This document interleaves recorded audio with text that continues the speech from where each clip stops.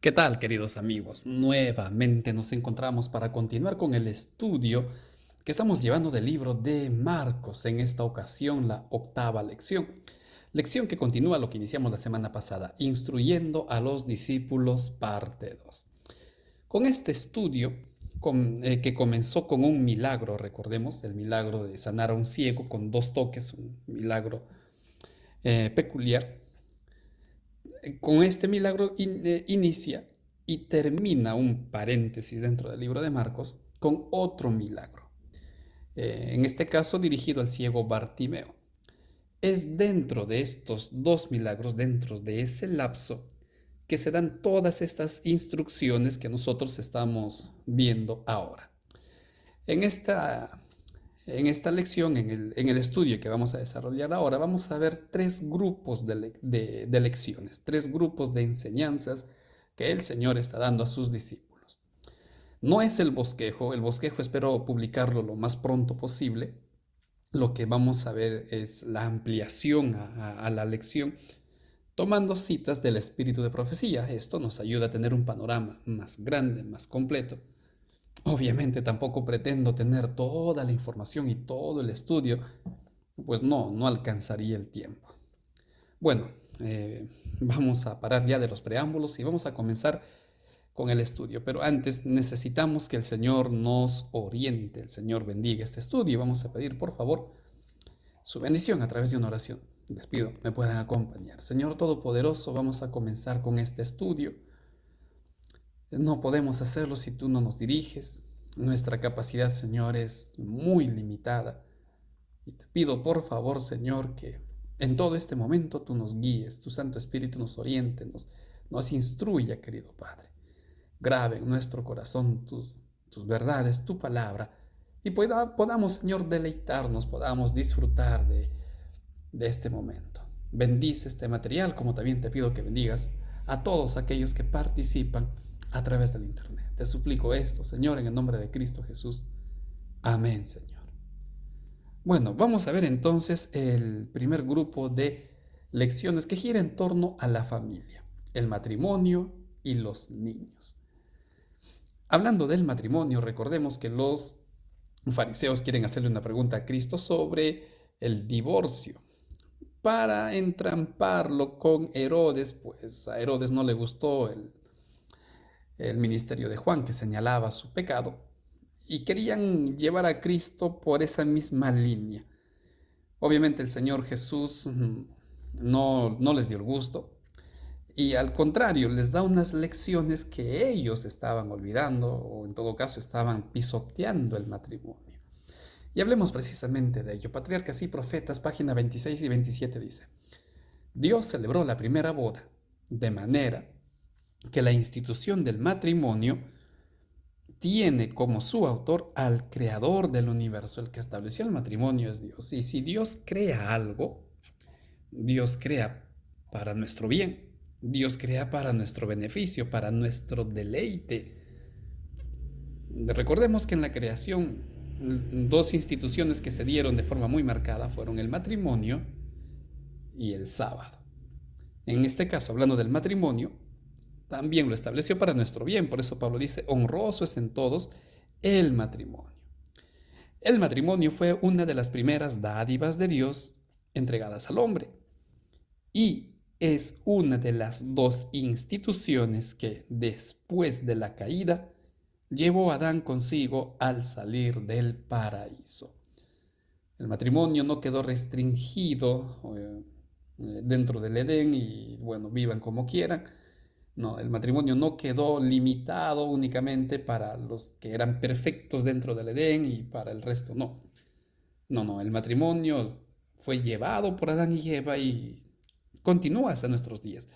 Algo parecido a lo que ocurre con el sábado. Pero volviendo al matrimonio, vemos hasta aquí que el matrimonio fue creado para nuestro beneficio, dado por Dios y prevalece aún después de la caída.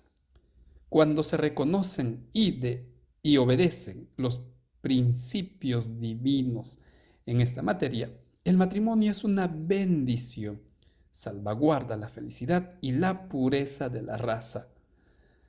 Miren, los líderes en ese tiempo ya vimos cómo lamentablemente habían hecho de los mandamientos de Dios una horrible carga. Ya vimos cómo habían desvirtuado el carácter de Dios, es decir, habían torcido muchas cosas y obviamente el matrimonio era una de ellas.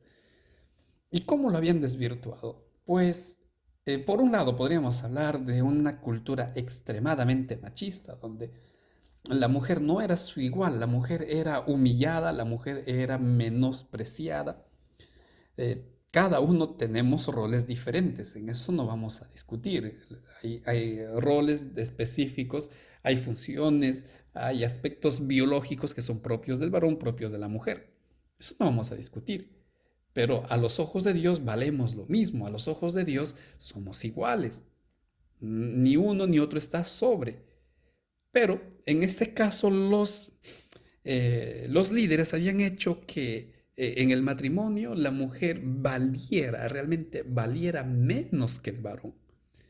Era humillada, era mancillada, era menospreciada. Y muchas veces todo esto conducía al divorcio. Y la lección lo explicaba. Lo que Cristo dejó en claro es que el matrimonio es una bendición, salvaguarda la felicidad y la pureza de la raza, satisface las necesidades sociales del hombre y eleva su naturaleza física, intelectual y moral. En otras palabras, el matrimonio es una tremenda bendición para nosotros.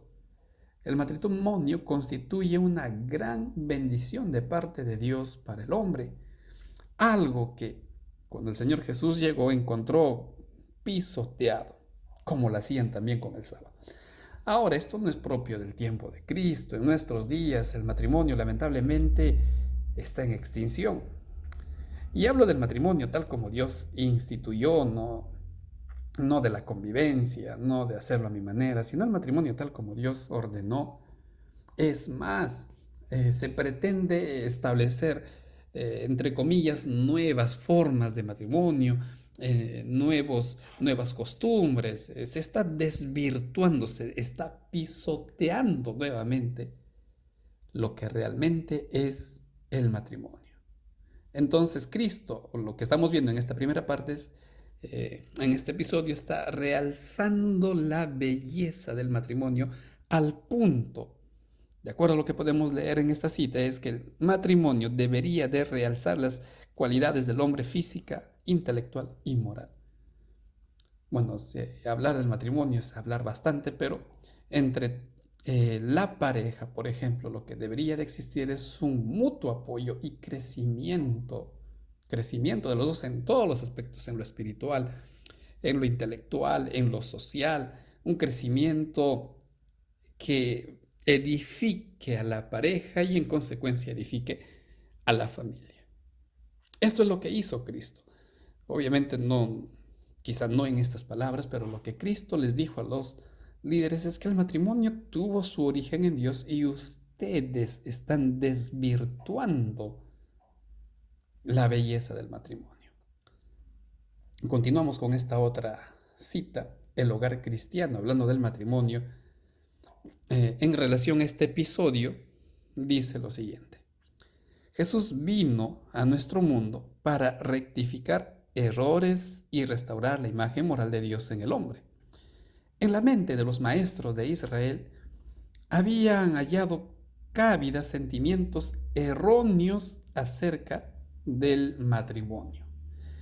Ellos estaban anulando la sagrada institución del matrimonio, otorgando divorcios por cosas absurdas. Cuando Dios estableció el matrimonio, Dios estableció el matrimonio para la eternidad, no por un momento, no para un cierto periodo, sino para la eternidad. Pero estos hombres estaban abaratando el divorcio el matrimonio, al punto que uno podía encontrar divorcio por cualquier razón. Habían dos escuelas, la lección explica, y una de ellas precisamente era flexible, la escuela de Hillel o Giliel, que les voy a poner un ejemplo. Si la esposa no cocinaba bien, podría ser un motivo de divorcio. Tan simple como eso. Y no solo de divorcio, de repudio. Una mujer divorciada era repudiada, era marcada, era observada, era señalada. Por eso, hace un momento dije que era una cultura extremadamente machista, donde se pisoteaban muchas verdades, muchos principios. Y eso es lo que Cristo encontró.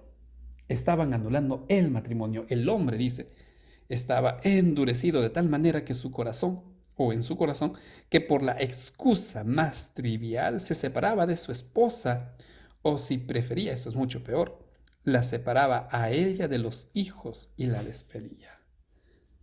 Como si se tratara de un empleado, como si se tratara de un esclavo, podían llegar a esto. Por eso Cristo, cuando ellos vienen, como siempre, con sus aires de sabiduría y de santidad y desafían a Cristo, ¿y tú, qué tienes que decir del matrimonio? Cristo les dice, ustedes están pisoteando el matrimonio, perdón, del divorcio. Ustedes están pisoteando porque le dan más realce al divorcio que al matrimonio. Ustedes están pisoteando porque han hecho que la mujer se convierta en un objeto, se convierta en motivo de oprobio, la humillan y el hombre termina feliz porque ustedes están desvirtuando el matrimonio. Bueno, creo que no se lo esperaban, pero aquí estamos viendo una gran verdad sobre esta institución. Esto era considerado como un gran oprobio y a menudo imponía a la repudiada sufrimientos agudísimos. Esto ya lo dijimos hace un momento. Cristo vino para corregir estos males y cumplió su primer milagro en ocasión de un matrimonio. Cristo asistió, honró un matrimonio con su presencia, demostrando con esto que sí estaba de acuerdo con esta práctica y por otro lado, pues que es algo que él instituyó, obviamente lo iba a validar, lo validó con su presencia y lo validó con un milagro. Anunció así al mundo que cuando el matrimonio se mantiene puro y sin contaminación es una institución sagrada. Miren, aquí me atrevería a decir inclusive esto, cuando Dios dice hagamos al hombre a nuestra imagen, termina este versículo diciendo y los creó varón y mujer. Los dos reflejan la imagen de Dios que se consume en el matrimonio. Es tan sagrado el matrimonio que debería ser la primera institución que refleje el carácter de Dios. Así de sagrado debería ser el matrimonio. Aquí preguntaría, queridos líderes, ¿qué estamos haciendo en nuestras iglesias por el matrimonio? ¿Qué estamos haciendo en nuestras iglesias para motivar a nuestros jóvenes que se casen? Lamentablemente hay una corriente social, una corriente secular que motiva a no casarse. Y bueno sería que cumplan lo que Pablo dice. Bueno, si tú tienes el don de abstinencia, pues no te cases. Están instigando a no casarse, pero detrás de esto hay un disfraz de secularismo introducido dentro de este disfraz, en donde, ¿para qué te vas a casar si puedes viajar? ¿Para qué te vas a casar si puedes alcanzar tus sueños? ¿Para qué te vas a casar si puedes vivir primero la vida? Es decir, haz lo que quieras, ten una vida liberal, tal vez nadie te está viendo, que mejor que eso, disfruta. No es necesario casarse para ser feliz. Y bueno, esto es cierto, no es necesario casarse para ser feliz, pero Dios nos creó para casarnos, no para ser feliz, sino para aumentar la felicidad, para compartir la felicidad. Cristo validó la importancia y la santidad del matrimonio. Y nosotros deberíamos amoldarnos a lo que establece la Biblia y no amoldar la Biblia a lo que establece el mundo. Esto, por favor, les pido que sirva como un momento de meditación y reflexión para que en nuestras iglesias le demos el realce y la importancia que merece el matrimonio. Bueno, esto es lo que quise compartir en relación a este punto. Vamos a continuar ahora hablando de otra parte sagrada que son los niños. Obviamente un matrimonio, si está dentro de los planes, el Señor lo permite, van a gozar de la bendición de los hijos. Aquí vamos a ver también algunas consideraciones puntuales. Acudan, dice, las madres a Jesús con sus perplejidades. Con mi esposa estamos disfrutando el ser padres por primera vez y es una experiencia muy bonita, pero cuántas veces pude ver a mi esposa muy agotada, muy cansada. Nuestra pequeña acaba de cumplir 1 año hace días y es lindo verla crecer, no sé, mágico jugar con ella, pero también esto implica una gran responsabilidad y muchas veces nos quedamos pensando, muchas veces tal vez agobiados, no solo por la responsabilidad y por el cansancio, sino porque queremos preparar a nuestra hijita para enfrentar un mundo donde lamentablemente el pecado se está haciendo tan natural, incluso dentro de nuestra iglesia. Y aquí hay una linda promesa: acudan las mamás, acudan los padres con sus miedos, con sus perplejidades, y hallarán gracia suficiente para ayudarlos en la dirección de sus hijos. Las puertas están abiertas para toda mamá que quiera poner sus cargas a los pies del Salvador. Esto obviamente incluye también a los padres. Los padres podemos acudir, podemos contar, podemos hablar a Cristo. Pero aquí hay una invitación. Cuando fueron llevados los niños a Cristo y Cristo se enojó con sus discípulos porque no los dejaba acercarse, tenemos esa invitación, tenemos ese ejemplo. Podemos como papás acercarnos a nuestro Señor para buscar apoyo, para buscar descanso, para buscar fuerzas. Sigue invitando, dice, a las madres a conducir a sus pequeñuelos para que sean bendecidos por Él. Entonces, lo primero que quisiera mencionar sobre este punto en cuanto a los niños es el deseo que Dios tiene para cuidar, para bendecir, el deseo que Dios tiene de tener a los niños junto a Él. Aún dice el lactante en los brazos de su madre puede morar bajo la sombra del Todopoderoso por la fe de su madre. Qué bonito. Aún ese bebé indefenso puede disfrutar de la protección de Dios por la fe de su madre. Y este es un punto clave, queridos hermanos. Vuelvo a repetir, esta cita no es para cargar a la mamá toda la responsabilidad y el papá se hace a un lado y no se entromete o no se compromete con esta educación. Un momentito, por favor.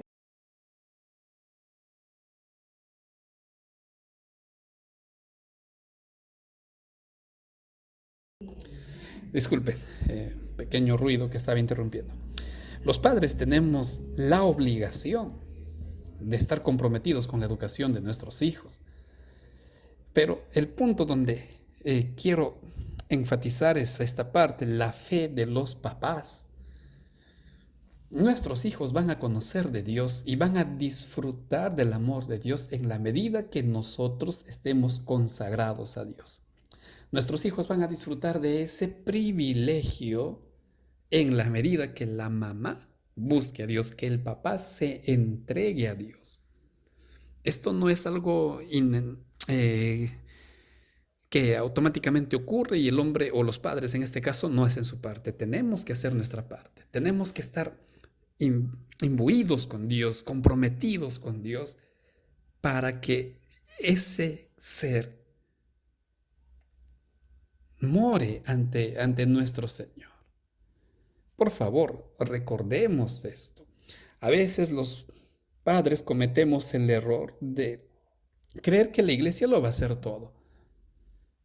Y muchas veces, cuando hablo con hermanos que ya sus hijos son grandes y lamentablemente están lejos de la iglesia, dicen eso. Ay, pastor, por favor, ore por mi hijo porque se alejó. Yo no sé por qué se alejó, si él desde de pequeño venía a la iglesia, si él de pequeño participaba, pastor, predicaba, pero ya en la adolescencia, la juventud se alejó. Hacían su culto cuando se les pregunta, tenía su lección. estudiaban con él la Biblia, recibían el sábado, su hijo disfrutó del culto familiar. Ahí viene el gran problema. Ahí viene el gran problema. Su hijo lo veía orar a usted. Su hijo encontraba a su mamá, a su papá consagrado. No, su hijo los encontraba, dice, en la iglesia dirigiendo. Está bien, su hijo va a encontrar a muchos dirigiendo en la iglesia. El, el punto de salvación no es la iglesia. El punto está en el hogar. Las decisiones están en el hogar, las vivencias están en el hogar.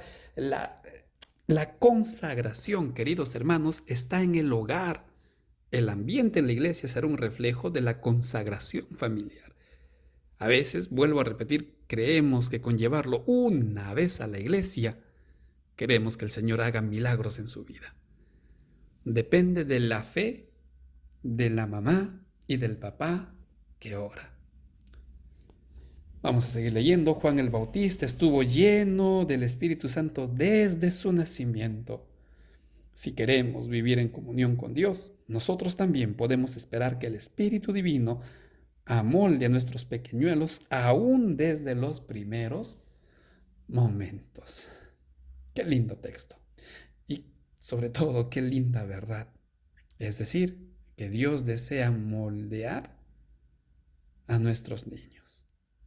Dios desea modelar el carácter de los pequeños. Vamos a leer la siguiente cita. Al acercarse, dice, estos pequeñuelos a Cristo y al recibir su consejo y bendición, la imagen de Él y sus palabras misericordiosas se grabarán en sus mentes plásticas para no borrarse ya más. ¿Te has dado cuenta qué fácil aprende un niño a manipular el celular? ¿Qué fácil aprende un niño a manejar la bicicleta o tocar un instrumento?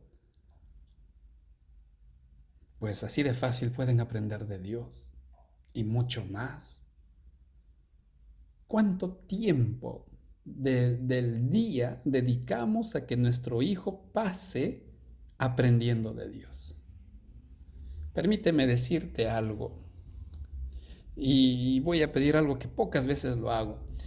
Compartan con padres este material, porque si somos de los papás que para que el niño se calle, para que el niño no me haga mañosera, para que el niño esté tranquilo, le doy el celular, estás cometiendo un gran error. Estás cometiendo un terrible error. Pastor, yo le pongo cánticos de niños, yo le pongo cánticos. Tú le puedes poner videos cristianos, tú le puedes poner la Biblia. No voy a hablar del daño físico, del daño psicológico que hacen los celulares, pero sí de la ventana de tremenda maldad que hay en el celular. Es una herramienta útil, por supuesto, pero abre las puertas a una variedad de perversiones. Queridos amigos, queridos papás, dibujos, series para niños, películas para niños están plagados de, no sé qué palabra englobaría, pero de cosas perversas. Se ha hecho común el espiritismo, se ha hecho común los fantasmas, se ha hecho común las supersticiones y los niños creen eso. Es normal, se ha sexualizado terriblemente las caricaturas y los niños ven eso. Se ha hecho normal el hablar groserías y los niños ven eso. Es común ahora las ideologías de LGTB y tantas cosas y los niños ven eso. Por eso vuelvo a repetir esto. Si tú le estás dando el celular a tu niño para que se calme, no lo hagas más. Pide perdón a Dios. Va a llorar, me van a decir, no, él llora, está bien, será un rato. Será un rato. Los especialistas dicen en ese momento, no le grites, no le resondres, pero tienes que crear otra alternativa que llame la atención. Y esto con mi hijita lo comprobamos y se cumple cuando ella quieren capricharse con algo, o la abrazamos o comenzamos a jugarle de otra forma, se calma, comienza a reír. Es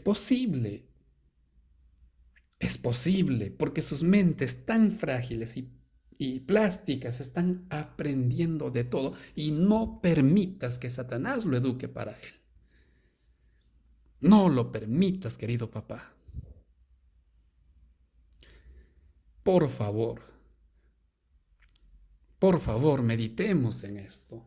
Valoremos estas advertencias. Bueno, disculpen, esta es de repente una pausa en todo este mensaje, pero es necesario que eh, tengamos mucho cuidado en la manera como estamos estudiando a nuestros niños. Seguimos leyendo, dice, debemos aprender una lección de este acto de Cristo, a saber, que el corazón de los jóvenes es muy susceptible a las enseñanzas del cristianismo, pues es más fácil influir en él en favor de la piedad y de la virtud, y es fuerte para conservar las impresiones recibidas. Valoremos, queridos amigos, este consejo. No es mi consejo, este es consejo inspirado por Dios, que merece no solo la consideración, sino también la divulgación. Por eso les pido, por favor, aunque se corten este fragmento, descarguen el video, corten, compártanlo, pero cuidemos mucho a los pequeñitos, a aquellos de quien Cristo dijo, de los tales es el reino de los cielos. Cerramos esta primera sección, donde abarcó la familia, por así decirlo, el matrimonio y los niños, y vamos a ver ahora el segundo grupo de las lecciones que Cristo estaba dando a sus discípulos.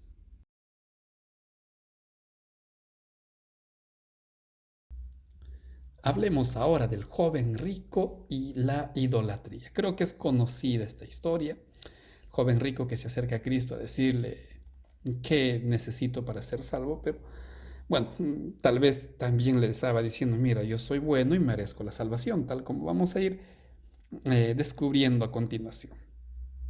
Comencemos hablando de algo curioso. Los judíos habían perdido de vista la verdad de la abundante gracia de Dios. Cuando, haciendo otro paréntesis, cuando por ahí enseñan que en el antiguo pacto la salvación era por obras, yo no sé, yo no sé qué parte de la Biblia no se entiende, porque, amigos, la salvación siempre fue por gracia, la salvación siempre ha sido por fe, nunca fue por obras, nunca. Lo que no es lo mismo decir que las obras no valen. Las obras reflejan si estoy en el camino de la salvación o no. Si yo digo creer en Cristo, pero mis acciones no armonizan con el ideal de la Biblia, con el ideal de Dios, entonces, no, yo creo cualquier cosa menos en Cristo. Y peor, lo acepté como mi Salvador. La salvación siempre fue por gracia. Y esto en el tiempo de los judíos, lamentablemente, en el tiempo de Cristo, se estaba perdiendo. Los rabinos enseñaban que el favor divino había que ganarlo, salvación por obras. Salvación por obras. Algo muy parecido a cierto grupo que anda enseñando que cuando el pueblo de Dios ya sea perfecto por su esfuerzo y cumplan la ley y se reivindique el carácter, lo cual ya fue reivindicado en la cruz, entonces recién Cristo va a venir. No, nunca se enseñó eso en la Biblia y eso nunca va a ocurrir. La salvación es por gracia. Los líderes enseñaban que el favor divino podíamos obtenerlo por nuestras obras. Esperaban ganar la recompensa de los justos por sus propias obras. Así su culto era impulsado por un espíritu codicioso y mercenario. Aún los mismos discípulos de Cristo no estaban del todo libres de este espíritu. Y el Salvador buscaba toda oportunidad para mostrarles su error. ¿Qué tiene que ver esto con el joven rico? Mucho, tiene que ver mucho.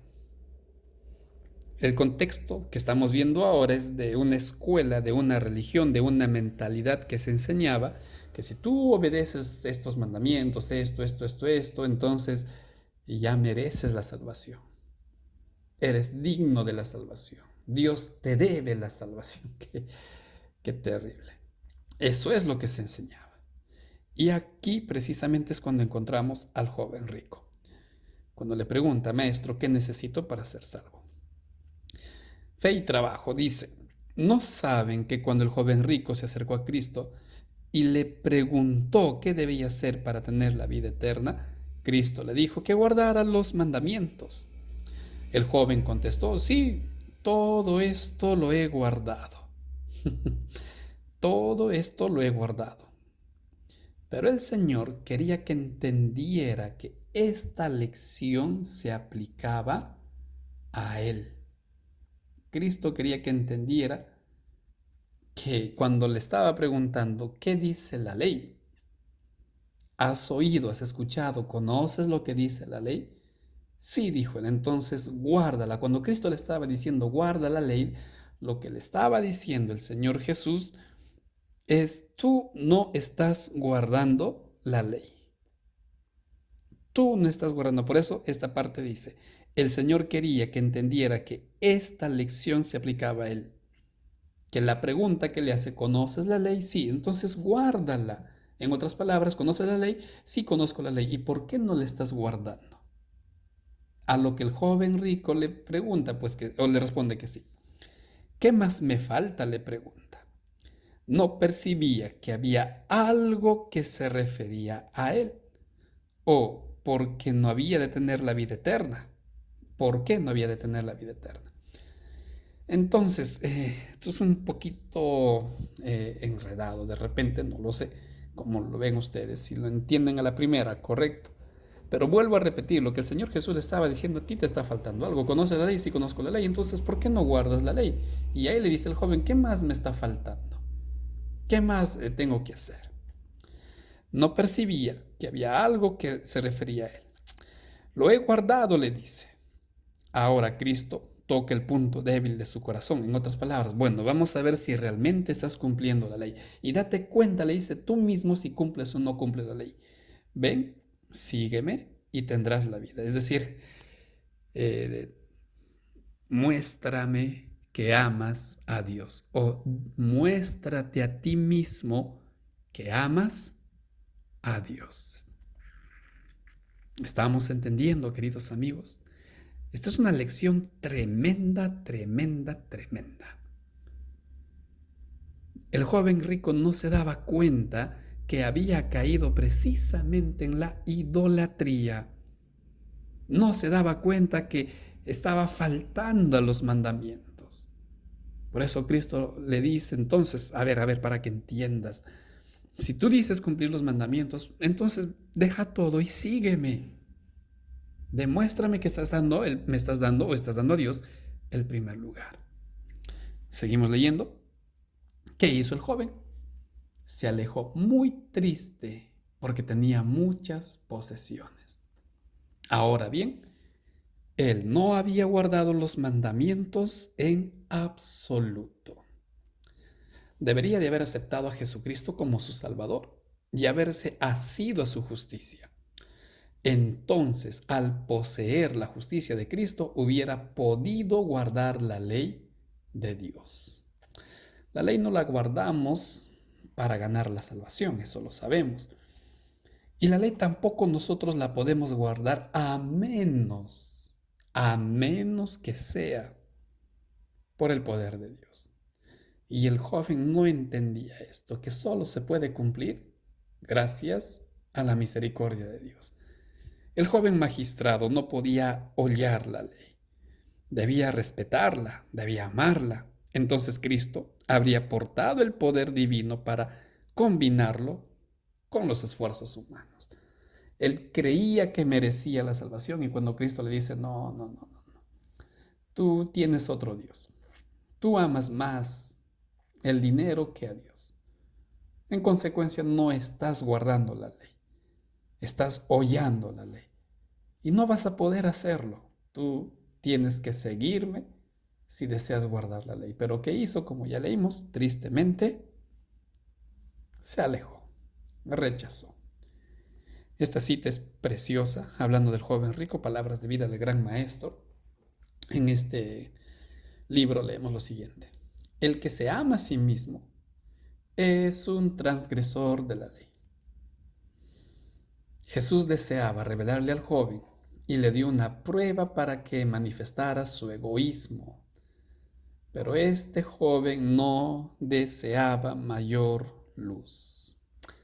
Este joven que quería que Cristo le diga: excelente muchacho, muy bien, lo estás haciendo bien, tú ya eres un salvado, tú ya estás listo para irte al cielo. El joven no abrió su corazón a ser enseñado. Había acariciado un ídolo. El mundo era su Dios. Que Dios nos ayude, queridos amigos, a quitar aquellos ídolos. Que Dios nos ayude a liberar nuestro corazón de cualquier otro Dios que está ocupando su lugar. Que el Señor nos ayude a ser fieles, que el Señor nos ayude a ser únicamente reverentes de Él. Profesaba, dice, guardar los mandamientos, pero no tenía un verdadero amor a Dios o al hombre. Él dijo: yo cumplo los mandamientos, no matarás, no robarás, sí, los cumplo. Pero se estaba engañando. Amaba más al dinero. No estaba dispuesto a compartir lo que tenía con otras personas. No estaba dispuesto a negarse. Había codicia. En consecuencia, no estaba cumpliendo. No amaba a Dios. Y si no ama a Dios, no puede amar al hombre como Dios pide.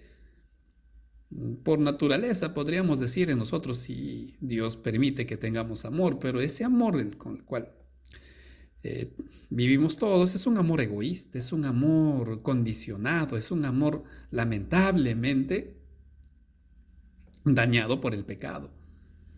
El joven rico se limitaba a ese amor y él creía que ya merecía. Pero no amaba ni a Dios ni al hombre. Esto significa que la carencia de algo que lo calificara carecía de algo que lo calificaría para entrar en el reino de los cielos. En su amor a sí mismo y a las ganancias mundanales estaba en desacuerdo con los principios del cielo. Algo que ya vamos a ver en un momento. Entonces, Cristo desnudó el corazón de este joven. Cristo le hizo ver su necesidad y a través del joven también desnuda nuestro corazón, desnuda nuestra falta y nos hace ver que de repente, tal vez como este joven, estoy amándome más a mí mismo de lo que corresponde. Cuando este joven vino a Jesús, su sinceridad y fervor ganaron el corazón del Salvador. Bueno, sí era sincero. El problema es que no quería dejarse ayudar por Dios. Era autosuficiente. Era sincero, pero lamentablemente su autosuficiencia, el egoísmo, orgullo, prácticamente van de la mano. Se ganó la simpatía de Cristo y mirándolo, dice, amóle. Vio en este joven a uno que podría ser útil como predicador. Quería recibirlo tan prestamente como recibió a los otros pobres pescadores que lo siguieron. Qué linda invitación le hace Cristo. Y la misma invitación nos hace a nosotros. Ven y sígueme. Querido amigo que estás escuchando, que estás leyendo esto, la misma invitación Dios nos hace hoy día. Ven y sígueme. Pero tienes que renunciar al mundo. ¿Estaremos dispuestos a no cometer el mismo error, el mismo ejemplo de este joven rico? O cuando escuchamos esa invitación, ven y sígueme, vacilaremos y comenzaremos a dudar, a pensar: uy, no, pero mi trabajo, pero mi familia y mi pareja. Queridos amigos, no juzguemos al joven rico porque posiblemente nosotros estemos en la misma condición que este joven. Cristo lo invitó y no quiso seguirlo. Ahora, pasamos del joven rico. Miren una linda lección que nos enseña este episodio. Y veamos lo que ocurría con sus discípulos, porque algo parecido estaba con ellos. Santiago y Juan, le piden a su mamá y su madre le hace una petición al Señor Jesús, que a los dos se les permitiera ocupar las más altas posiciones de honor en el cielo.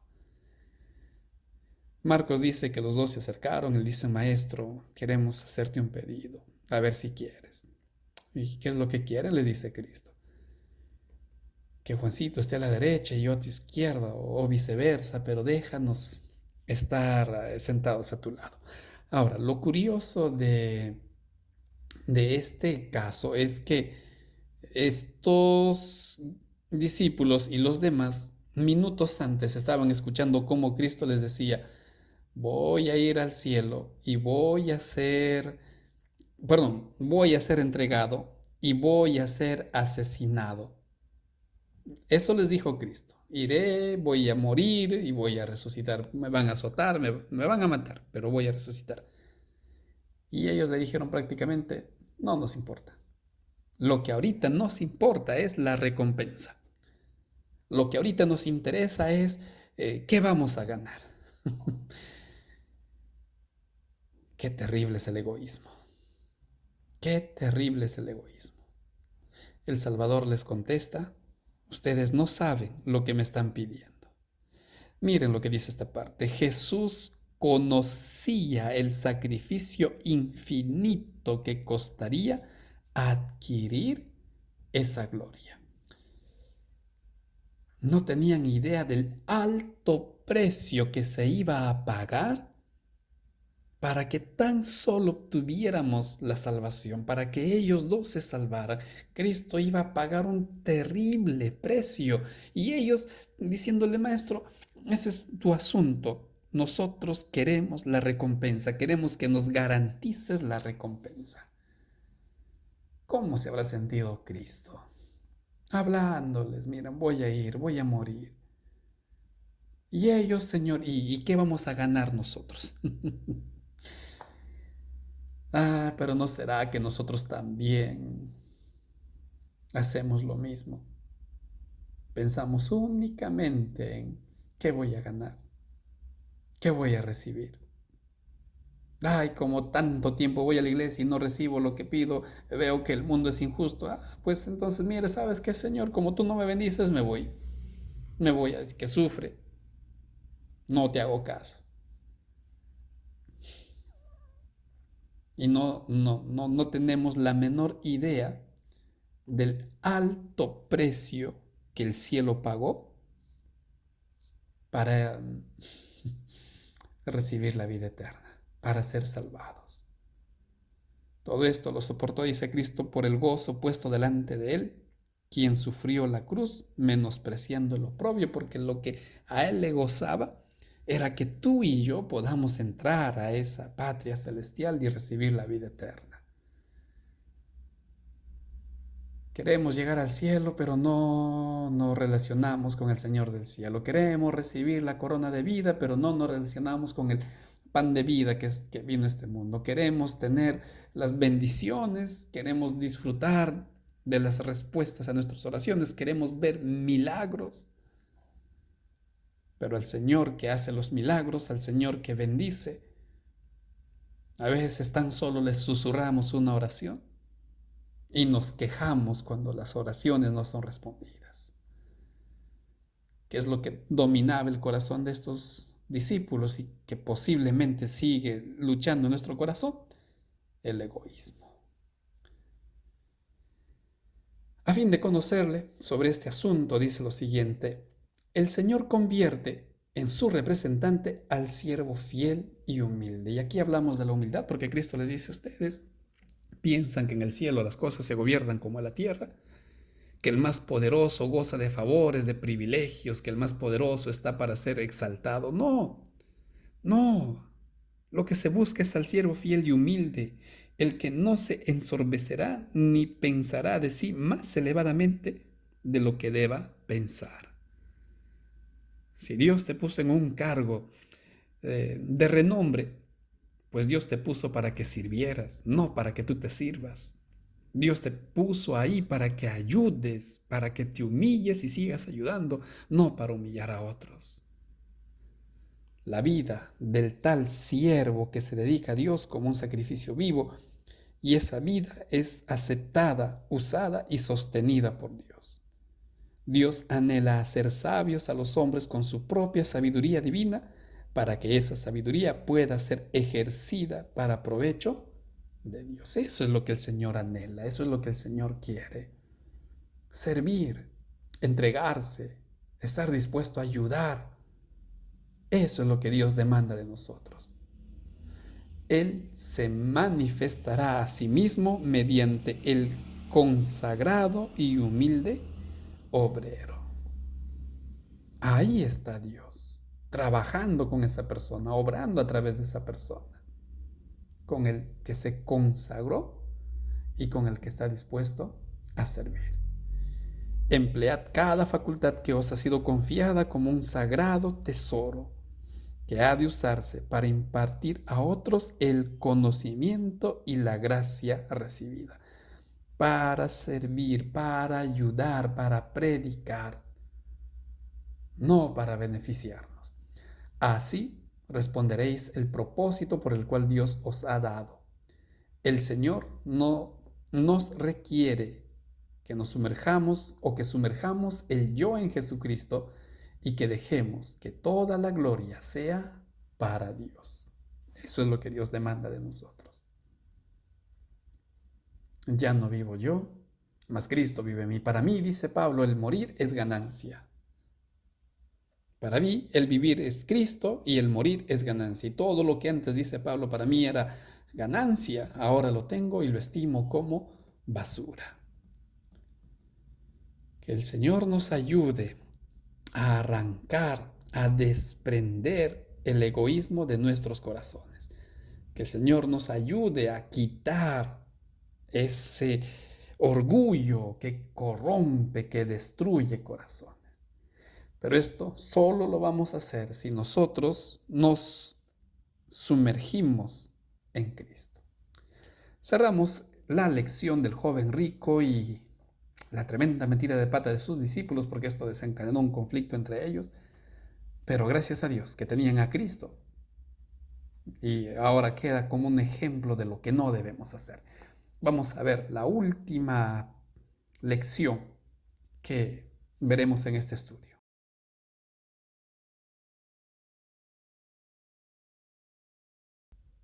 Bartimeo y nuestra necesidad. Un ciego inició esta sección, 2 toques fueron suficientes para sanarlo y encontramos ahora a otro, Bartimeo, el que a través de su historia encontraremos la última lección. Miren, hijos e hijas de Dios, comentando sobre el caso de Bartimeo, dice: multitudes que poseen la vista pasan de un lado a otro sin el deseo de ver a Jesús. Una mirada de fe sería como un toque de amor en sus corazones. Les daría bendición y su gracia, pero no conocen la enfermedad y la pobreza de su alma y no sienten necesidad de Cristo. Ese era el mundo de aquel tiempo y es el mundo de nuestros días. Tenemos necesidad de todo, necesidad de ropa, necesidad de trabajo, necesidad de comida, necesidad de estudiar. Tenemos necesidad de todo, pero no hay lugar, no hay tiempo, no hay espacio para tener necesidad de Dios. Cuando Cristo llega a Jericó, todo el mundo iba de aquí para allá, detrás del milagro, detrás de los panes y los peces. Y solo uno de ellos entendió que su salvación estaba en Cristo. Solo uno. Bueno, en el caso de Marcos, Mateo presenta 2. comprendió que su salvación estaba en Cristo. No ocurre, dice, lo mismo con el pobre ciego. No lo mismo que las personas que dicen no tener necesidad o no hay tiempo al menos para Dios. Su única esperanza está en Jesús, en Cristo. Ve a su Redentor y el sol de justicia resplandece en su alma. Todos los que sienten su necesidad de Cristo, como el ciego Bartimeo, y quieren manifestar el fervor y la determinación suya, recibirán como él la bendición que anhelan. ¿Qué hizo el ciego? Comenzó a suplicar: Jesús, hijo de David, Jesús, hijo de David. Las personas lo callaban, las personas le gritaban: cállate, molestas. Pero este insistió: Jesús, Jesús, hijo de David. No permitas que la rutina, que los amigos, que la familia, no permitas que tus hábitos silencien el grito de tu corazón: Señor, hijo de David, ayúdame, socórreme. No permitas que tu corazón se calle, porque todos aquellos que reconocen su necesidad, así como Bartimeo, recibirán la bendición que estamos anhelando. Hay un Dios que quiere ayudarte, hay un Dios que quiere socorrerte. No silencies la voz de tu corazón, búscalo.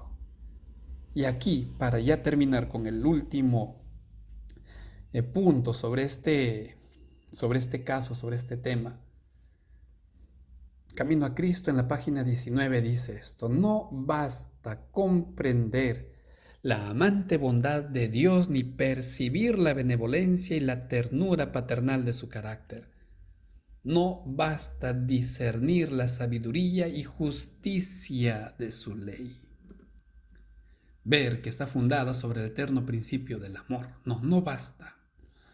Es decir, conoces la teoría, conoces la importancia del perdón, conoces la justificación. ¡Qué bien, qué bien! No basta eso, permíteme decirte que no basta. Y el apóstol Pablo dice, haciendo un contraste, lo que también ansiaba era la pureza, la transformación. No basta recibir el perdón, tenemos que recibir la santificación. La justicia,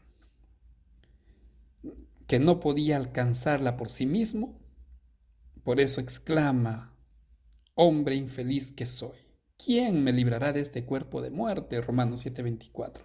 Es la misma exclamación, esta misma exclamación ha subido en todas partes y en todo tiempo de corazones cargados. Para todos ellos hay una sola contestación: he aquí el Cordero de Dios que quita el pecado del mundo. Queridos amigos, Bartimeo es un ejemplo de que debemos suplicar, debemos rogar y adorar, porque él se postró a adorar a Dios. Pero no basta con recibir el perdón y decir: bueno, ya me perdoné o ya me perdonó. No basta con recibir las bendiciones. Lo que también debemos anhelar y debemos procurar en todo momento es la santificación, la transformación, la pureza que solo Dios puede darnos. Y si esa es tu búsqueda, y si esa es tu inquietud, si tú estás anhelando eso, la misma solución, la misma salida que tú encuentras en la Biblia es para ti. ¿En quién? En el Cordero de Dios que quita el pecado del mundo. Dios quiere ayudarte, querido amigo. Dios quiere socorrerte, apreciado amigo.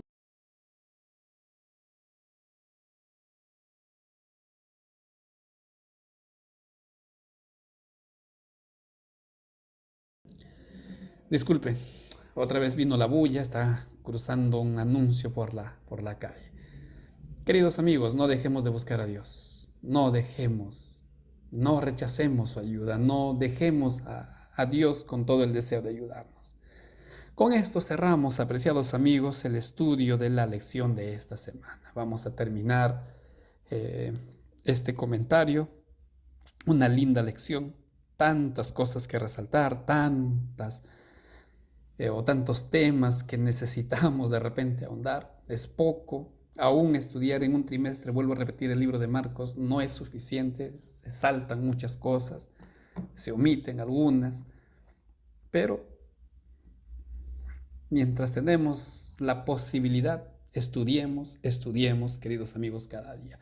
Vamos a terminar este estudio haciendo una oración, luego estaremos concluyendo. Vamos a orar. Te damos gracias, Señor, por tener siempre este momento para poder estudiar tu palabra. Perdónanos, porque somos como este joven, somos como estos líderes, creemos que merecemos la salvación. Creemos que hacemos lo suficiente para salvarnos y a veces simplemente estamos desvirtuando las cosas o estamos tan lejos de ti. Perdónanos. Y que esta lección, Señor, sirva para seguir creciendo, para seguir edificando nuestra vida y también la de nuestra familia como la de nuestra iglesia. Bendice a tus hijos, bendice una vez más, te pido este material y permite, querido Padre, que el bosquejo en primer lugar sea publicado, pero sobre todo que la próxima semana podamos encontrarnos. Te ruego esto, querido Señor, en el nombre de Cristo Jesús. Amén, Señor. Queridos amigos, terminamos así este estudio. Por mi parte, nuevamente un gusto poder compartirlo con ustedes. Que Dios los bendiga. Si el Señor lo permite, nos encontramos la próxima semana. Un abrazo para todos. Bendiciones.